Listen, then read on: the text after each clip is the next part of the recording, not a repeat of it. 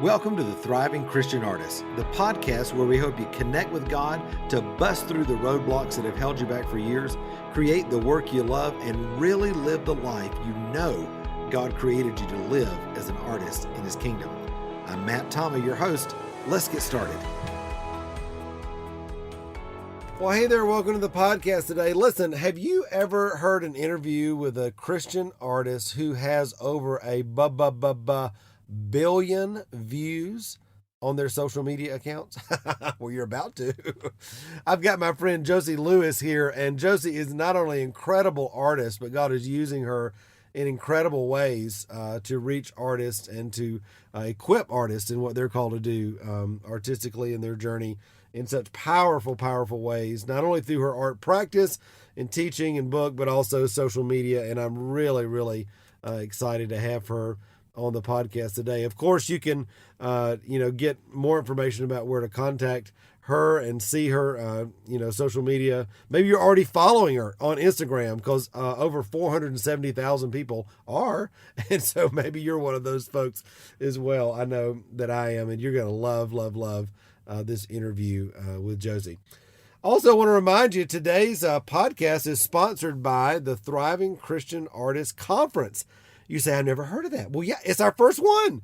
It's coming up in March 2020 here right outside Asheville, North Carolina. And if you are looking for a weekend to be able to connect with Christian artists and to hear the best, latest and greatest in marketing, growing your business, having your heart healed, developing a mindset that will really sustain and support everything that God's got for you as an artist, plus networking and getting to be up close and personal with other artists who are walking the same journey you are, who want to see their work in the marketplace, selling for top dollar, learn how to connect with clients, learn how to build a brand that will really connect with those potential buyers and clients. Then listen, you do not want to miss the Thriving Christian Artist Conference coming up in March 2020. There's nothing else like it in the world. And that's why I developed it, because this is this convergence of your spiritual life, your art life, and your business life is really a unique thing that the Lord's allowed me to speak in and lead in since 2009. And through my books and through the mentoring program, it's been incredible to see the results that have come from people's lives when they begin to follow the really unique transformational processes that I've developed over the years inside the mentoring program. And we're taking that and bringing many of those concepts into the conference. So whether you're a member of the mentoring program or not, you can be at the conference and really allow this to be a major jumpstart for you. And if you're already, killing it in your business, or you just want to go to the next level, it's going to be a major encouragement to you as well. So here's the deal. And people think, Matt, you're just saying this. No, I'm not just saying this. This conference will sell out, just like all our other conferences.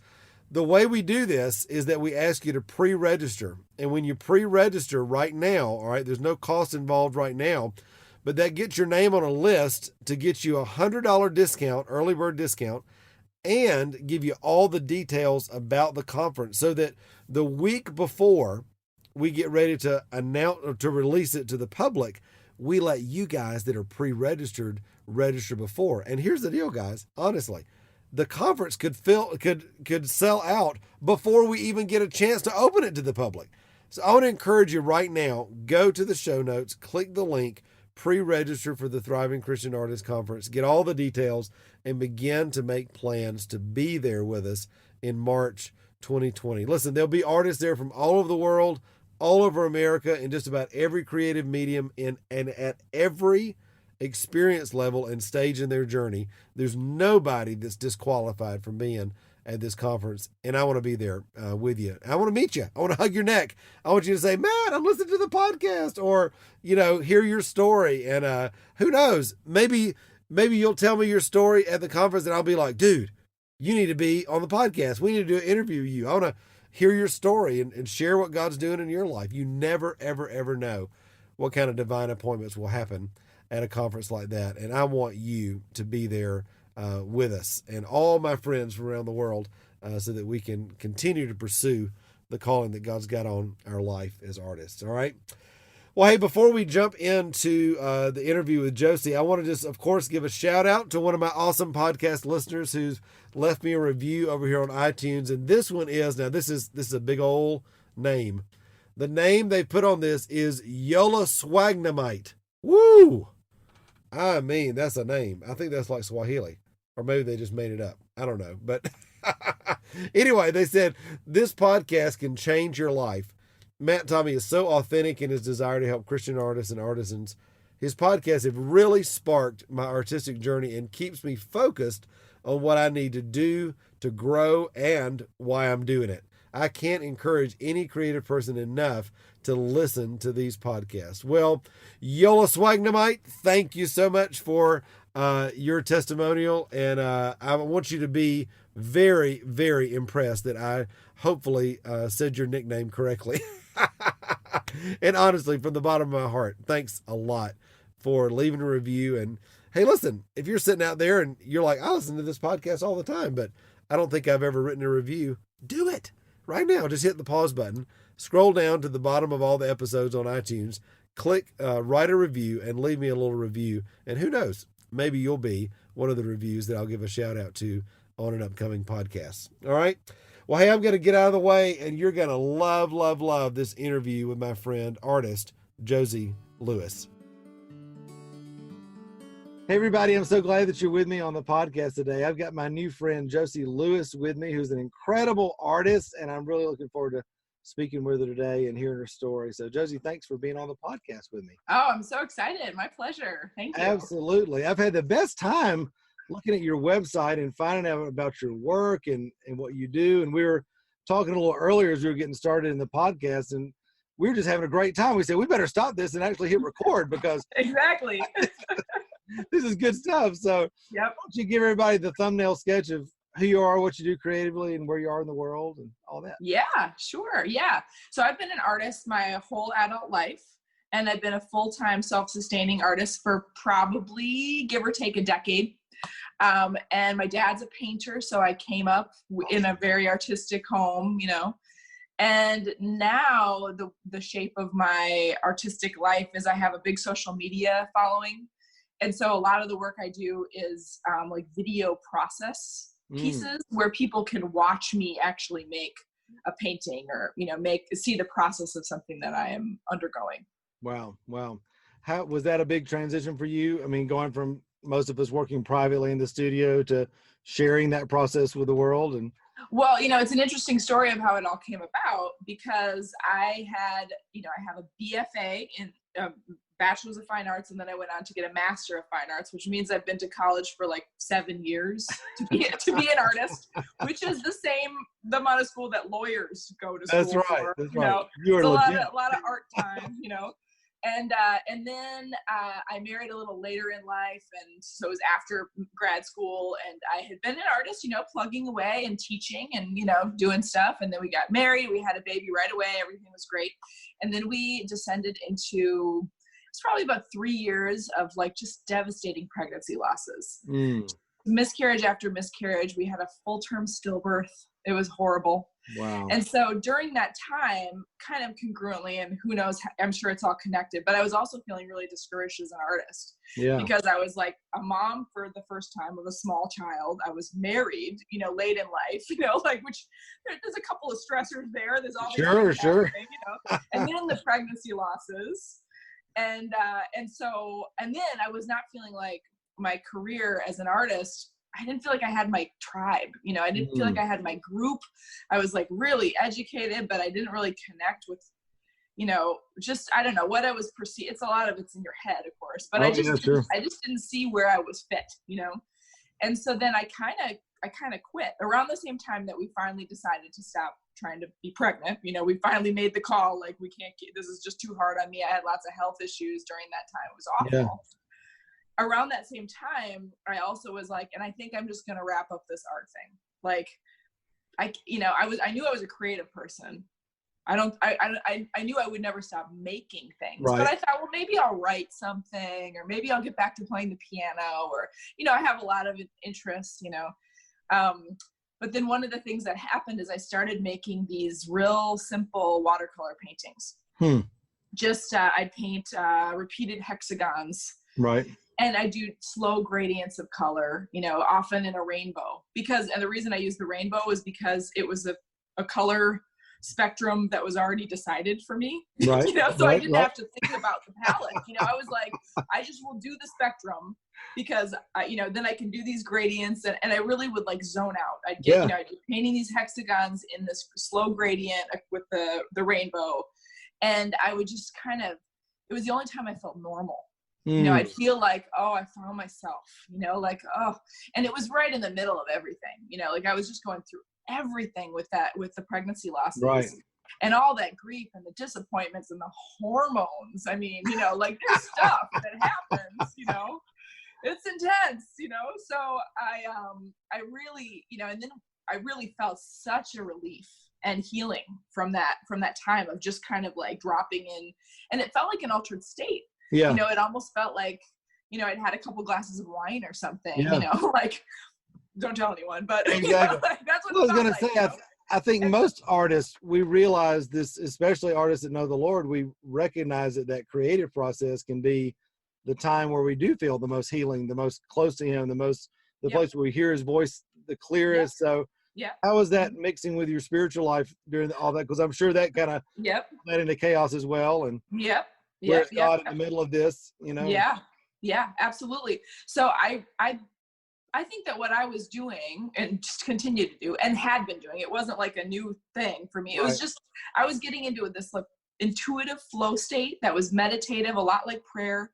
I'll feel it in really good worship. You know, I'll feel it when I'm listening to a really good sermon or reading a really good book or something, where I'll kind of dip into that same, that's a presence, I think. You know, it's a sense of God coming in and the veil kind of lifting a little, and you just kind of are in flow, you know, and the spirit is there, and it's just this it's hard to put words to it, of course, because you know, it's real experiential.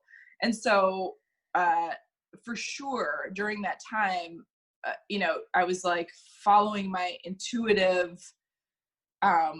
desires as a painter and as an artist. And one of the things that delineated that was like a before and after time of my life, because one of the things that happened there was that I stopped trying to make work that I thought would be important or that would support my career, or that would, or that you knew would sell or whatever, or that would sell, or that I could write a grant, you know, or that I could get an exhibition, you know. And I'd been through so much school that I kind of knew, you know, I was like, well, there's a way to do this, and I want to be successful, so I'm going to try to do it.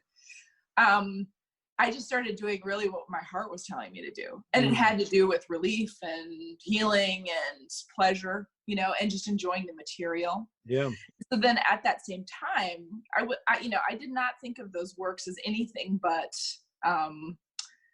journaling almost, you know. It was just like, I didn't think I didn't intend to show them, you know. I wasn't going to exhibit them somewhere. I wasn't trying to sell them, you know. But one thing I did do is I started to video record the process. So I would, you know, the painting would take me an hour or something, and I'd set up my tripod and, like, you know, just hit play, and then I'd time lapse it down to 45 seconds and put it on Instagram. And at that time I just had a couple hundred followers of people I knew personally, you know. Like, and this is how many years ago, roughly? This was at the beginning of 2017. Okay. So about 2.5 years ago. Okay. And that was right when I was also like decided to quit being an artist. That's what happened. I was like, that's it. And it took off. Yep. Yeah, exactly. Isn't that funny? Good grief. Yeah. We had, you know, stopped trying to be pregnant. I quit being an artist, and then I started posting those videos online, and it exploded. You know, it immediately went viral. You know, these videos were, you know, at first they were getting 20 or 30,000 views. I was expecting they'd get 30, you know, so it was like, what's happening? So then because I was curious, you know, like, what is going on? You know, then I started posting every day because I was making these paintings every day. So I'd film it, and then it was a simple process. And I don't know anything about video editing, or I should say I didn't, you know. Now I'm learning quite a lot. Yeah, now, you know, it's like, now I'm learning, but back then it was just this funny experience that, you know, that ended up, now I think of those videos as almost like they're the whole deal. They're Yeah. almost like performance art, Wow. like, because I don't, sometimes I'll keep the paintings around, but usually they're not that important to me. It's like the recording, my personal process, and recording the process, and then hearing about people's interaction with my process is the ball game for me. Like, it's really powerful because people get into a mini flow state themselves, so they write me and they say, I watch your videos when I'm feeling anxious. I watch your videos before an exam. I watch your videos to help me fall asleep. They're therapeutic, Wow. Wow. and I believe that's the power of God coming through it too, Absolutely. And I'm not overtly Christian in my, in my outside, it's not something I hide, but I don't talk about it a lot, Right.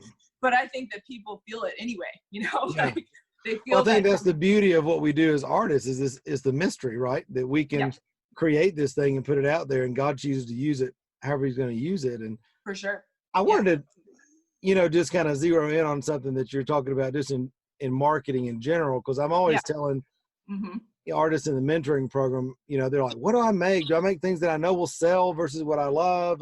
But what I love doesn't sell, and, that sort of thing. And for me, I'm a big believer in that we have to start in the place where we're making what we love, the overflow of our heart. And then as we put it in the marketplace, we look for those places where there's a resonance, where there's a real connection. And that's what I'm hearing with you too, because I think anytime inherently that we make something that is, oh, I know if I make this, I know it'll sell, then it totally sucks. And, I remember one time I was making these wine bottle baskets when I was doing functional baskets years ago. And I'd moved to the Asheville and I was doing them for the Biltmore House and all this. And I took them to a show and I sold like, I don't know, 25, and I could have sold 25 more, just like, boom. Oh, yeah. So of course the next show, what did I do? I made like 50 and sold none. And I was like, what? This makes no sense. But I think I love that's part of your story, that, it's when you quit kind of, not to use an overly churchy word, but when you quit striving, and you really just did what was on your heart and put that out there, that's what really began to flow and connect with people. Yes. Yeah. And I mean, it is really interesting. I think that I was recently struck with something I remembered from Narnia way back in the day. I read, my mom read me all the Narnia books, and there's a scene in one of them where one of the characters reads a book, and there's a beautiful story in the book, but it's a magic book and she can't go back and read it again. And so then later on she meets the lion character, the kind of God character in the book.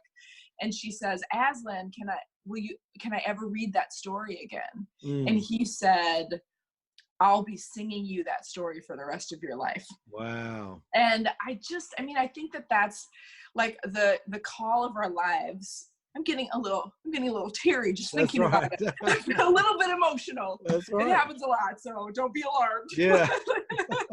Oh my God. Yeah, right. The call of our lives is to hear and excavate, and to get down to that heart that God has put in us. It's the calling that he put on our lives. It's individual to us. Nobody else has it. And we need to chip away, like we need to kind of, just to get down there and find it. And it takes some doing, it's not so easy necessarily and even for me, I've been doing this for 20 years or more. And I have to reorient and think, and listen about the next direction and how to really maximize, what the opportunities that I have. Yeah, that's so good. We were talking about earlier before we came on, just about the whole process of evolution artistically, and the things that I hear so many emerging artists say is, we're all kind of polymaths, I guess. It's something like we all love tons of different things and all that. And so as emerging artists are starting to step into this thing of, okay, I really, believe God's on me to do this, and I want to step out. How do I choose? And then at the same time, you see somebody like you who's 20 years down the road, me 20, 25 years down the road. We're using lots of different materials, and that can be confusing to an emerging artist, because they're like, well, you're doing it. I'm like, yeah, well, I'm doing it, but there's been a long journey of me getting to the place where I can do that with mastery. So talk a little bit about that for you, because I think, when I look at your work, number one, color, number two, such a breadth of incredible materials, and yet there's such a cohesive voice, artistic. For sure. How do you do that and not keep it disjointed? Yeah. So a few years ago, I had a dream that I was jackhammering through cement looking for buried treasure. So I had this jackhammer and I'm pounding away, and it was like 6 feet of cement. It was a tremendous thick slab, and I knew there was treasure under there. So I was hammering away, and then eventually I broke through, and then there was the treasure box. And I was so excited, what's going to be in there? I didn't know what was in there, like I knew it was treasure, but I didn't know what. And I opened it up and it was dirt. And I was a little disappointed, because I thought, it was going to be cash money. Right. Yeah, right? Or jewels or something, and it was just dirt. But it was really amazing dirt. You're a gardener. You probably understand dirt. I grew up with horses. So that meant we had a lot of fertilized dirt, if you know what I mean. It's exactly. Like a horse poop will turn into beautiful dirt in 2 or 3 years, So it was really beautiful, fragrant, black, loamy, rich dirt. And what I understood from that dream is that we have a lot of breakthrough work to do, and I was thinking the jackhammer was kind of like prayer. Outside help. God has to break through all those layers, And we also need help from other people. We need mentors. We need people like you. I mean, that's what I think is so powerful about what you do, is that you are one of the breakers, because you're over here, like, pounding through for people, and you're such a good communicator. Because I listen to you, and I know, most of your audience are younger in their artistic journey, but I get so much out of what you have, like it's so powerful for me. So I really think it's just great, and because of that communication gift on you, you're able to break through. So you're one of the jackhammers, and then just call me Jack. That's what. Just call you Jack, right? Yep, Jack Tomei. That's what. Yeah, exactly. Right. Oh gosh, yeah. So then we break through, and sometimes it doesn't happen linearly. Sometimes there's various kinds of breakthroughs that happen at various times of our lives. When we get to the dirt, that's sowing and reaping. So that is, we can get rid of some of the insecurities and the fears of just starting, and then we have to start and we have to work. No farmer gets it all in one day. Exactly. The farmer takes the whole year. There's no cramming for a farmer, or an athlete. It's a similar metaphor. It's like, nobody that won the Tour de France ever, did one good workout, like, it's like you do one good workout and then you do 1,000 more good workouts, and then maybe you can, you achieve something significant, So then that's my feeling about the artist's journey. It's like, there is breakthrough that is required. We do have to pound through and chip away at all this stuff, like what people tell us, and art scars that we have, and fears that we have, and insecurities, and just inability to hear our own heart, And then when we get to that dirt, then we have to work, that's like, you're just going to get to ground zero, right? Then we have to work. It's like we don't get the Mona Lisa in the box. We get like the tools to create our Mona Lisa.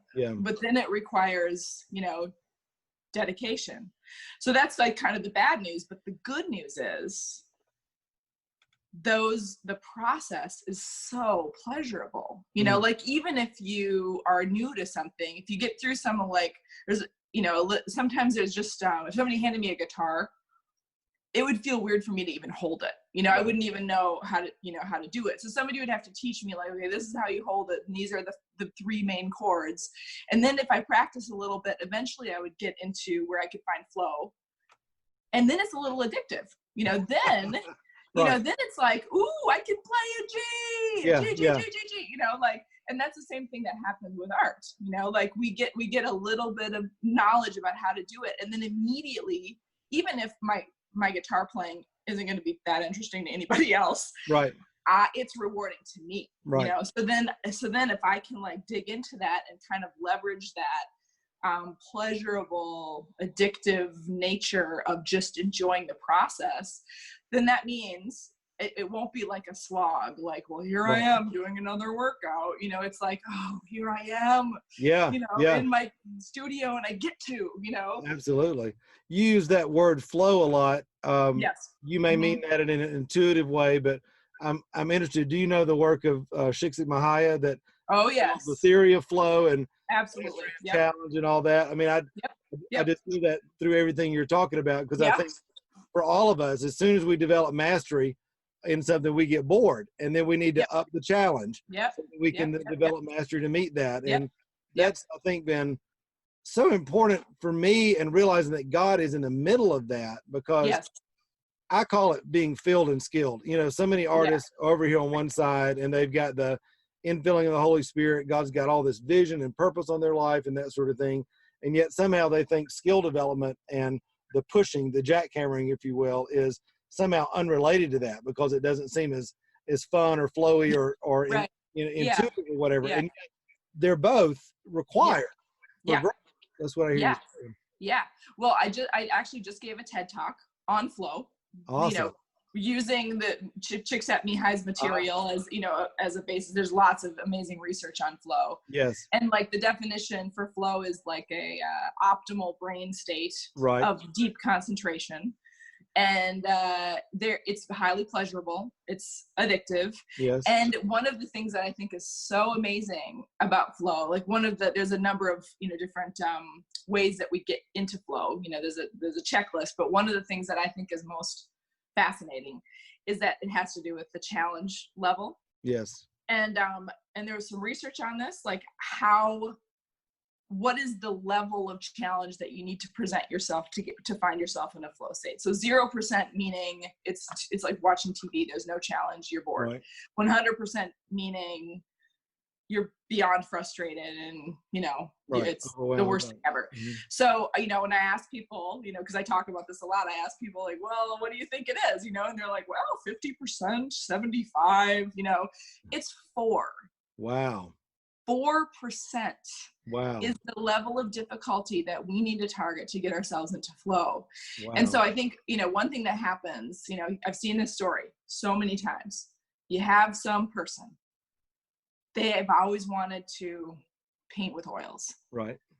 They finally build up the courage to go to an art supply store, and they feel like an imposter just walking in there, They're going to know I'm not a real artist. Right? Yeah, I know. They'll be able to tell, Like there's a card or something they're going to check. Right. They buy the kit, and they've seen some, master painting in oils, and they think, I want to paint like that, and then they go home and they start painting, and it's like, they get immediately frustrated because they've dialed the challenge level up to 100% or 50% or 10%, And so then what I think is interesting with my current body of work, which is like very geometric, it's really color based, and people can see themselves making the work that I do. Yeah. And it's easy entry, and what I do, I keep the challenge at 4% because I love the language of color, so I can paint hexagon. There's a million ways to paint hexagons, or like I made this yesterday. I made this little circle, and it's just a circle, but I just really enjoyed working with the color, and for sure I got into flow, and for sure my I was at 4%, and so then people see my work and they're like, I could do that. It's not like some amazing artist that's, so significant and so skilled that took years and years to develop. So then they can step in, and find their flow. And then eventually, it takes a while, but eventually our real art as our real voice as artists emerges. But it takes time. It's not an immediate thing, like we'll be very influenced by other people. I was influenced by my father for years and years. He's an amazing painter, and I painted just like him. And it took a while for me to like find my own voice. And I don't think that's a bad phase of development, but it's just part of the process. Right. Yeah, I think and having that regular studio practice. I mean, I tell artists all the time. I mean, I had a lady tell me one time, Billy Ruth Suddeth, she was selling baskets back in the 90s and early 2000s. She'd make like 25 or 30 baskets, take them to a show and sell them anywhere from $1,000 to $5,000 a piece and sell out at a show. I mean, she was killing it. Wow.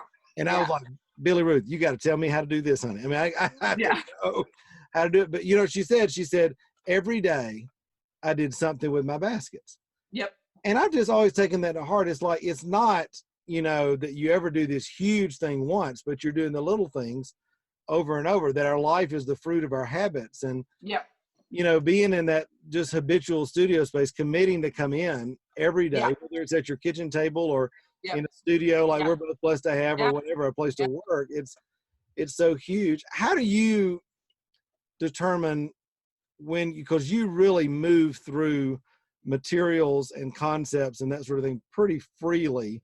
How do you gauge that when it's time to move on? How do you give yourself permission to do that? And do you give yourself permission to go back to works that you've done previously?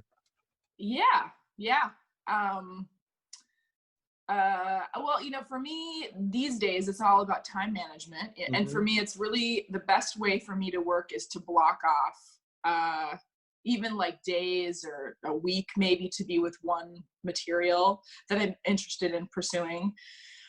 So, you know, I use watercolor, I also use gouache, and I also use acrylic, and I also use tile, and I also use resin. But like to get into flow a little easier, it's better for me if I will devote real concentrated time in subsequent days, you know, to those things. Because if I'm jumping around too much, the setup is a pain, you know, like, setup can be a real impediment, you know, like, because if I think, I want to paint, I have this watercolor idea, but my studio set up for acrylics right now, it's just like, ugh, you know, like, so, you know, it's not a small thing, you know, it's not a small thing. And my tripod keeps dropping, and so I'm sorry, like, so I keep going down and down. That's right. Yeah. Welcome to the video in the art studio. That's the beauty of doing this. Yeah, exactly. So really, though, it's all about curiosity, you know, and it's all about like, what about this? Like the other day, I made this. This is like a very thick, and this is acrylic, and you will definitely see some connections with this and with this. Yeah, absolutely. You know, there's some real, you know, visual language that's consistent, but different material, very different way of working. You know. I love it.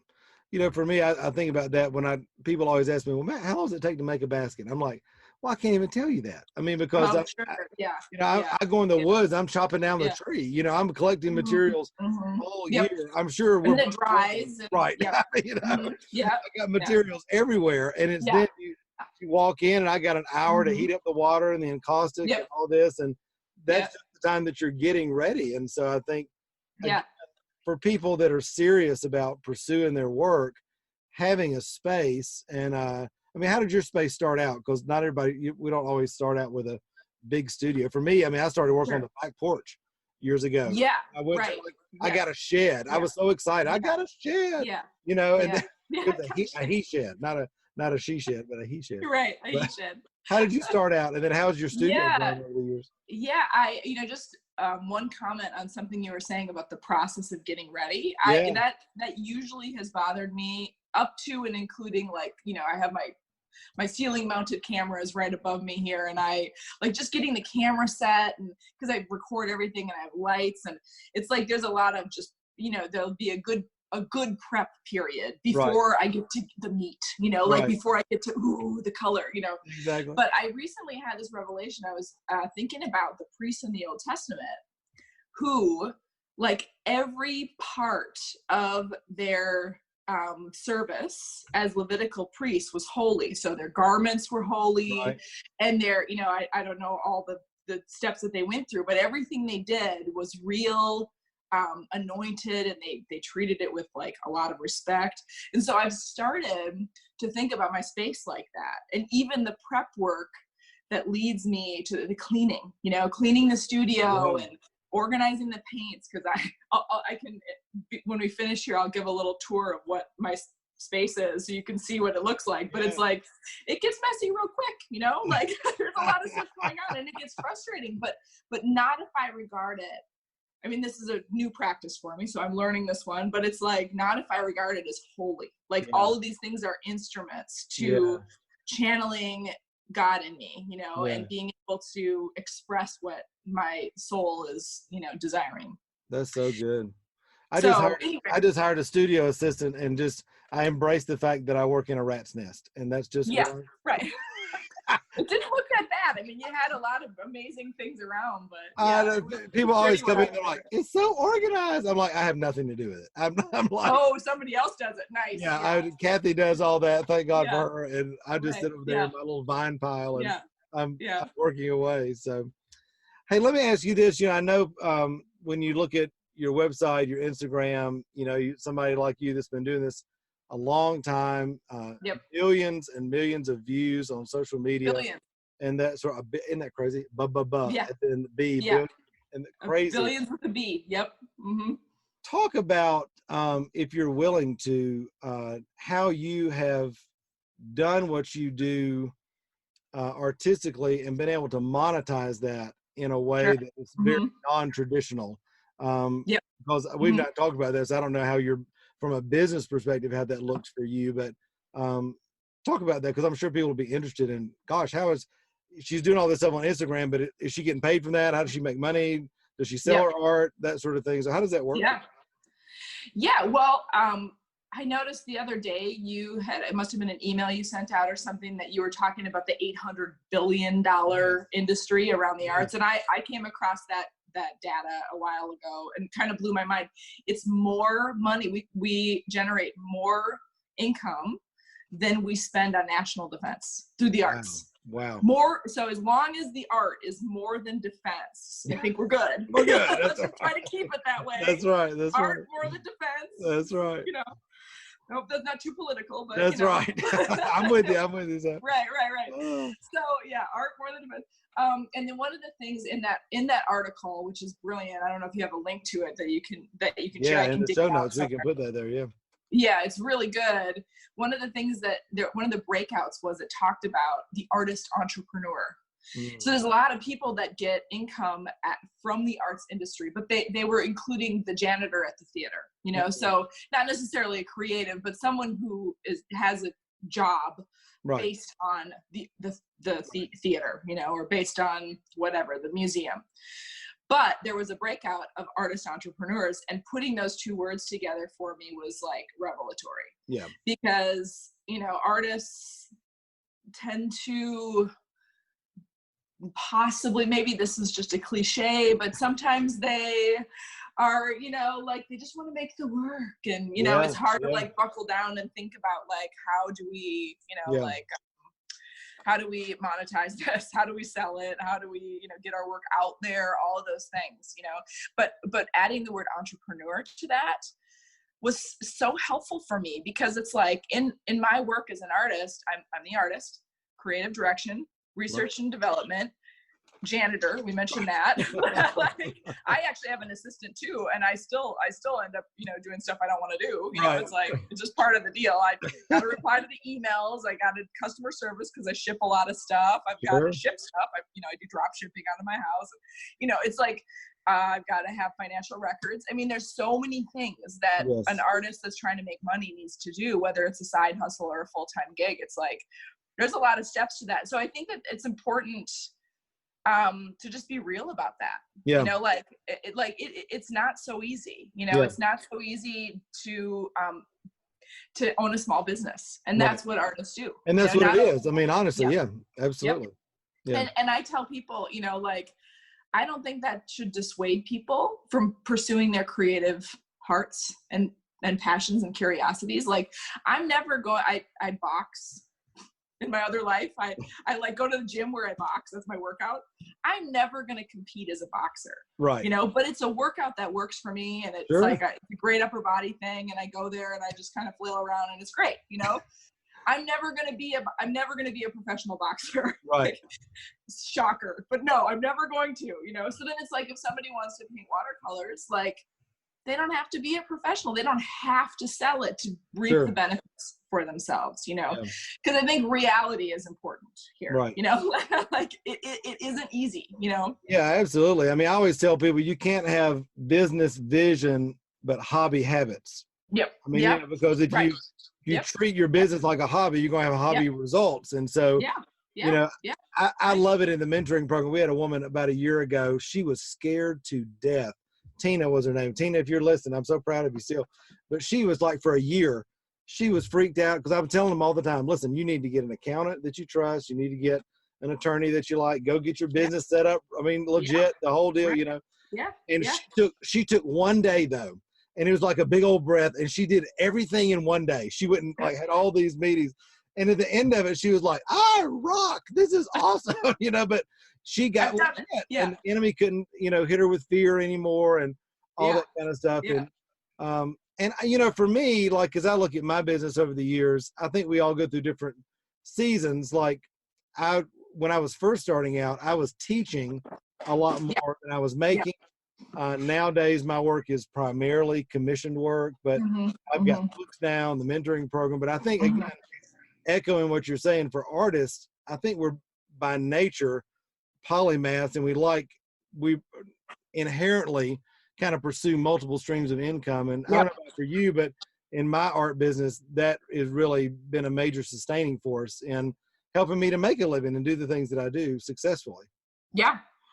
Yeah. There's a lot of different, somebody was asking me like, well, what's the percentage of your income? Like, how do you break it down? And I think everything was at like 15%. Like this part's 15%. I have a book that I wrote, that's 15%. And then this particular style of art is 15%. And then I'm always looking for more ways, like, especially with the audience that I have, I feel like I can provide some value to folks. So it's always like, okay, should I do some courses? I mean, you're the master at that. You really have, you know, so many different amazing resources for folks. And it's, you know, it's stunning to behold, actually. It's pretty spectacular.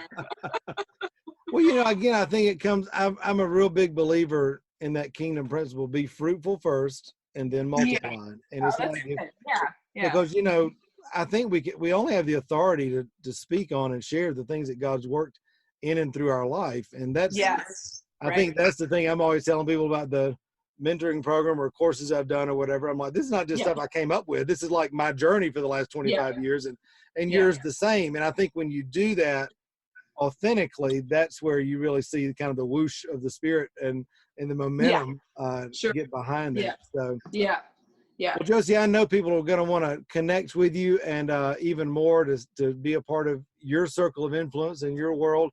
Where's the best place that they can connect with you online? Yeah, well, my website, josielewis.com, and I have, you know, stuff that I'm working on and recent projects, and some of my bigger projects are on there. You can get my book. I have a watercolor set of my, it's right here. Here's a messy one, but here we have the watercolor set, little travel case. Love it. They're really brilliant professional colors that I have personally swatched. I swatched out about 280 colors, so I narrowed it down to these 12. So they're my colors, you know. So that's on my website, and then I'm always like coming out with new stuff. And then I have Instagram is where most of my media is. You know, I'm trickling that out pretty much daily. You know, that's like a regular thing for me. So Instagram's a great way, but I'm also on Facebook and YouTube and TikTok and Pinterest, everywhere. You can find me everywhere. It's all Josie Lewis art. So you can find me on all those channels. Brand consistency. We love it. Brand consistency. Yes. Awesome. Well, Josie, thank you so much for spending some time and sharing your journey. I know it's been a huge encouragement for my listeners, and thanks so much again. It was my pleasure. What a great conversation. Hey, thanks so much for spending a few minutes with me today on the podcast. Listen, I hope it's been a huge encouragement to you on your journey as an artist. Hey, also, before you leave, make sure to hit the subscribe button so you don't miss any of the other episodes of the Thriving Christian Artist podcast. And also, be sure to connect with me on Facebook, Instagram, or at my website, which is matttommymentoring.com. Until next time, remember, you were created to thrive. Bye-bye.